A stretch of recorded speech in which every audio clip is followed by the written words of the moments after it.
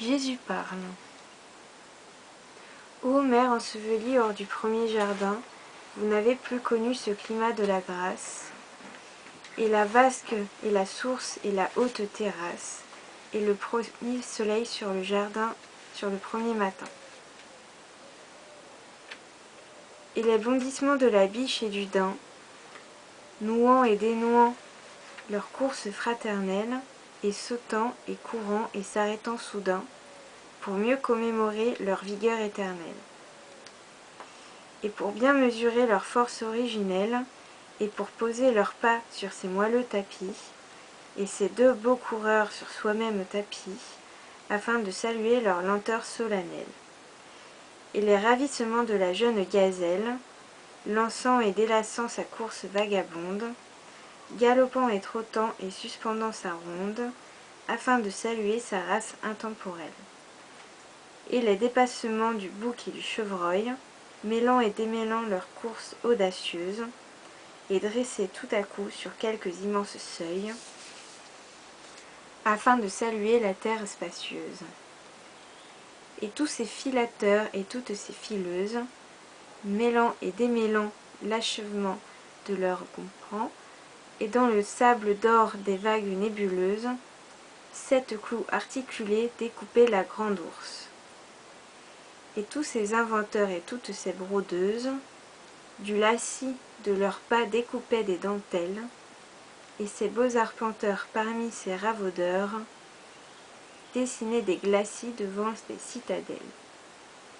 Une création naissante et sans mémoire, tournante et retournante aux courbes d'un chêne orbe, et la frêne et le gland et le coin de la sorbe, plus juteux sous les dents que la prune et la poire.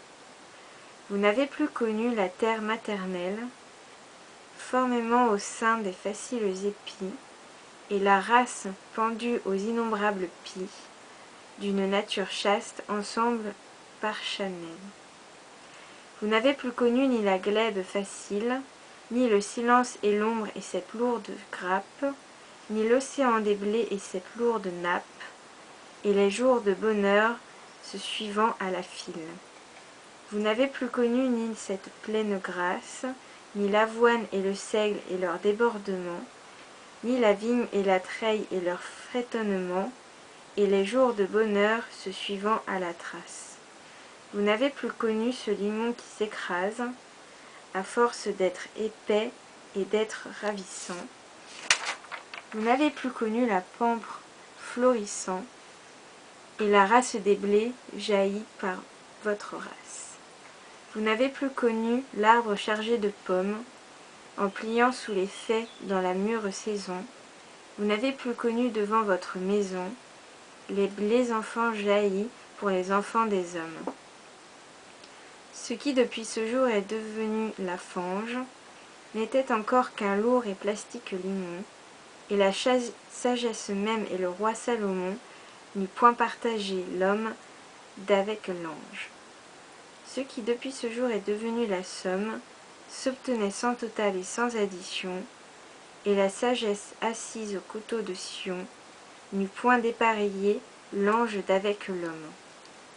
Vous n'avez plus connu ni cette plaine rase, ni le secret ravin aux pentes inclinées, ni le mouvant tableau des ombres déclinées, ni ces vallons plus pleins que le flanc d'un beau vase. Vous n'avez plus connu les saisons couronnées, dansant le même pas devant le même temps. Vous n'avez plus connu, vers le même printemps, le long balancement des saisons prosternées. Vous n'avez plus connu les fleurs nouvelles-nées, jaillissant des sommets en énormes cascades. Vous n'avez plus connu les profondes arcades, et du haut des cyprès les ombres décernées.